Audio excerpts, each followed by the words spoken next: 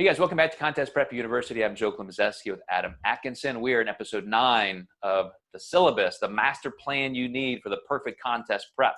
And it is contest day. The most important thing you need to do is stay objective and focused and trust the process, or at least understand the process that got you there, and let the day roll out still by managing every variable you need to. But you have to know exactly what's happening physiologically to do that. So what I want my clients to do, first of all, on contest day, Adam, more than anything, is what I started with. Just relax. This is cool. We got this. We got to this point the way we intended. We may have made a couple coaching audibles along the way, but here we are.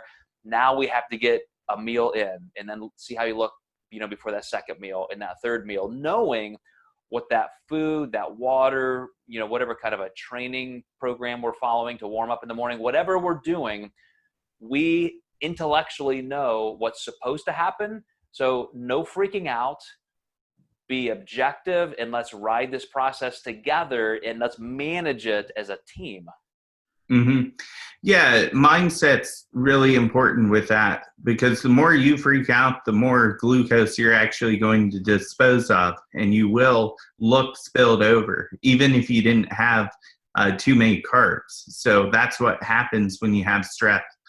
The biggest thing I tell my clients is, you wouldn't go on Instagram and look and see what your ex-boyfriend's doing. So why, at the despair of your own mentality, really check out and analyze a lot of other competitors, because doing that's not going to help us at all, and it's not going to make us look any better.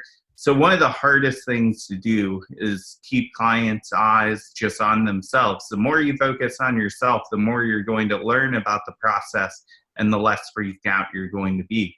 It's really up to the judges. You could think the girl across from you looks great, or the guy across you looks great, but it really doesn't matter as long as you bring your best. And they could mess something up between the time you look at them. We see that all the time. Oh, there are true physiological ways that you can let your anxiety or cortisol, just adrenaline, just being excited, get to you. So I think of it like this, and I don't think there are many people in our sport that get this, but think back to when sports psychology really became a thing, and visualization, and being able to control your anxiety and emotion and hormones. And I go to a golfer. I remember watching this, I think it was Justin Rose, maybe 10, 15 years ago in the British Open. And so here's a guy who's he's one putt away, or one approach shot away from winning. And a guy who's made 1,000,000 shots like this in his life, and he just totally shanks one, ends up, losing $1 million in a PGA title. Why? What happened? Was he just not practiced?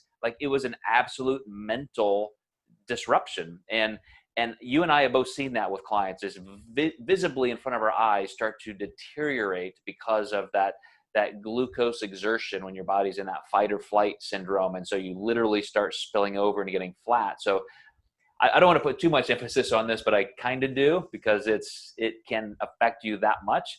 But you got to go through this ahead of time and practice and visualize and think about those steps. What am I going to do when I get there? What am I going to listen to music, lay down, do this? What's going to be my plan to control this? Because then we've got to get to the business of actually still monitoring appropriately, taking pictures at the right time, knowing exactly how you should look at different intervals, and be working on managing all of that process very objectively. Yeah, that's a lot of my role as a coach, is allowing my clients to know that they can depend on me to get them close to when they need to be ready, so they can just kind of relax. I'm usually right next to the MC or the announcer backstage to know what classes are on. This is how much time you have. Another thing I wanted to add is, I had a client a long time ago worry about who she was competing against. I don't know what this girl's coach gave her, but her body completely rejected it. It was some kind of drug. And my client was standing in line behind this girl, and she was so worried about how good this girl looked. Well, she started throwing up everywhere backstage. Jeez. And I just casually looked at her. I said, see, you didn't have to worry about her. And, anything can happen, and you just control the variables that you can control. I think that's a really good golden rule with this. Absolutely. All right, guys, we got one more episode for you. So stay tuned as we wrap this up and finish the syllabus. This is like taking the final exam, getting that A for the course. So we'll see you next time.